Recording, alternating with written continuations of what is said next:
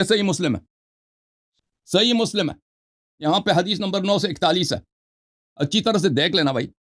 نبی صلی اللہ علیہ وسلم نے کہا، فرمایا ہے حذیفہ سے، میرے بعد جو امام ہوں گے یکون بعد ائمۃ لا یہتدون بہدی، یہ میرے ہدایت پہ نہیں ہوں گے، ولا یستنون بسنتی، اور یہ میرے سنت پہ نہیں ہوں گے، وسیقوم فیہم رجال قلوبہم قلوب الشیاطین فی جثمان انس، ان میں ایسے لوگ ہوں گے میرے بعد جو امام ہوں گے کہ یہ بظاہر تو انسان ہوں گے، ان کے روح شیطان کی روح ہوگی، یعنی شیطان انسان کے روپ میں ظاہر ہو جائے گا. اب آئی نبی صلی اللہ علیہ وسلم کے بعد کون سے خلفاء آئے تھے؟ 1 2 3 1 2 3، ٹھیک ہے نا. حذیفہ نے کہا کہ میں وہ زمانہ پاؤں تو کیا کروں، ان سے لڑوں؟ فرمایا کہ نہیں، ان کی بات مان لینا، ان سے لڑنا نہیں، چاہے وہ آپ کو مارے اور آپ کا مان چھین لیں تو ان کی آپ بات سنیں اور آپ ان کے ساتھ نہ لڑیں، ٹھیک ہے نا. تو یہ بھی ایک دلیل ہے کہ نبی صلی اللہ علیہ وسلم کے بعد جو آئے تھے وہ مسلمان نہیں تھے. تو اب جو ہے نا یہ شخص میرے اس باتوں کا جواب، جس نے 30 سیکنڈ میرے لیے تھے، 30 سیکنڈ میرے لیے تھے بھائی، اب مزید 10 سیکنڈ لیے. تو اس شخص نے میرے پوائنٹس کا جواب نہیں دیا. میں نے عمر کا کفر، اس نے تیمم کے آیے کی مخالفت کی، کفر ثابت کیا. اب ابو بکر عمر عثمان تینوں کا کفر ثابت کیا. پوائنٹس کا جواب نہیں دے گا نا تو مزید اس سے گفتگو نہیں کریں گے بھائی. انہوں نے کہیں بھی اب آخر میں جو حدیث پڑھی اس میں بھی ابو بکر اور عمر رضی اللہ تعالیٰ عنہ کا نام تک نہیں لیا، صرف یہ کہا کہ رسول اللہ صلی اللہ علیہ وسلم نے فرمایا کہ میرے بعد خلفاء ہوں گے. اب آپ دیکھیں بعد کے لفظ سے یہ کہہ رہا ہے کہ امیڈیٹلی، بعد کے لفظ کے بعد انہوں نے مفہوم لیا، اپنا مفہوم لیتا ہے. وہی تو میں کہہ رہا ہوں، سارا یہ مفہوم لے رہا ہے یاری صاحب، اس کے پاس کوئی دلیل نہیں ہے قرآن اور احادیث ہے. وہ اب میں اس کو بتاتا ہوں کہ عیسیٰ علیہ الصلوۃ والسلام آئے اور انہوں نے کہا کہ یاتی من بعد اسمہ احمد، سورۃ صف کی آیت ہے کہ میرے بعد میں نبی احمد آئے گا، میرے بعد میں آئے گا. وہاں بعد کے الفاظ ہیں، وہاں بھی بعد کے الفاظ ہیں کہ میرے بعد میں خلفاء ہوں گے. آپ نے ان کی معنی لے لی امیڈیٹلی آفٹر رسول اللہ صلی اللہ علیہ وسلم، لیکن یہاں پر بھی من بعدی کا لفظ ہے جو عیسیٰ علیہ السلام نے لیا.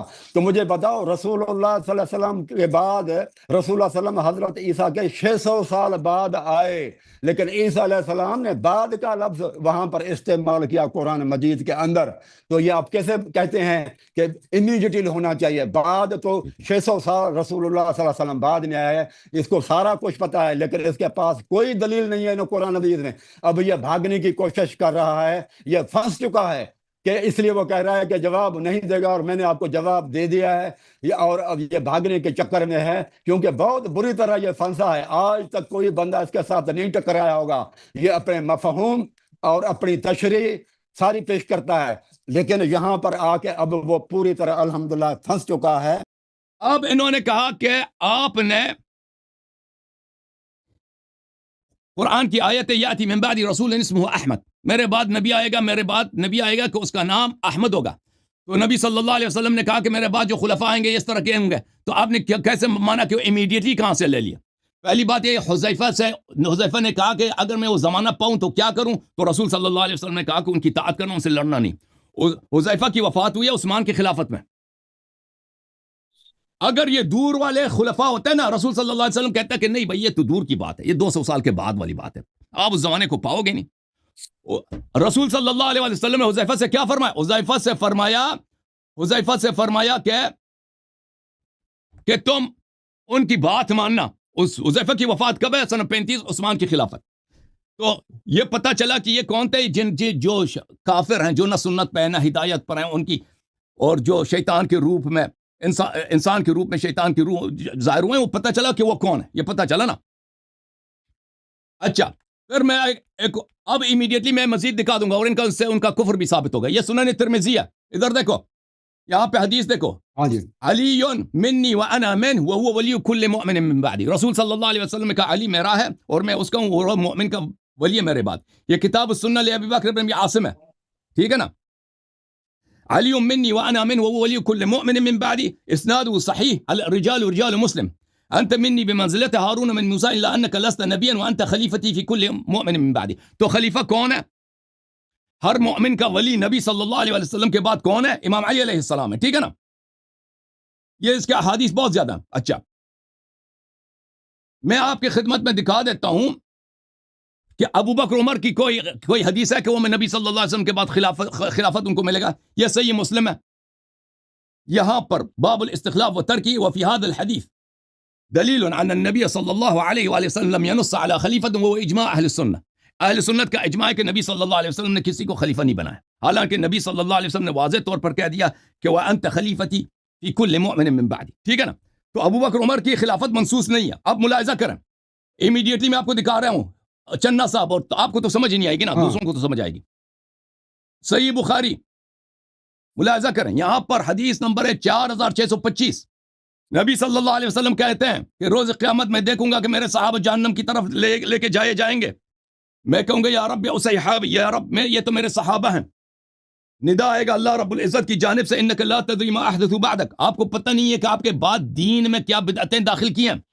صحابہ پس مرتد ہوئے ہیں، جہنم لے کے جائیں گے، کس لیے کہ انہوں نے دین میں بدعت داخل کی ہے. اللہ کی جانب سے ندا آئے گا ان هؤلاء لم يزالوا مرتدین على اعقابهم منذ فارقتهم. ان کی ارتداد کب شروع ہوئی ہے؟ یہ اسی وقت سے مرتد رہے ہیں جب سے آپ دنیا سے گئے ہیں. یہ صحابہ جنہوں نے دین میں بدعت داخل کی ہے قیامت کے دن جہنم لے کے جائیں گے. ان کے ارتداد کس وجہ سے؟ ارتداد سے یہ کہ انہوں نے دین میں بدعت داخل کی ہے. یہ کیا بعد میں مرتد ہوئے تھے زکات نہ دینے کی وجہ سے؟ نہیں. لم یزال مرتدین علی اعقابهم منذ جو ہی، یہ اس کو عربی تو سمجھ نہیں آتی نا، کہتا کہ مجھے وہ عربی کی کیا ضرورت ہے. منذ فارقتم، جو ہی آپ دنیا سے گئے ہیں آپ یہ اسی زمانے سے مرتد رہے ہیں.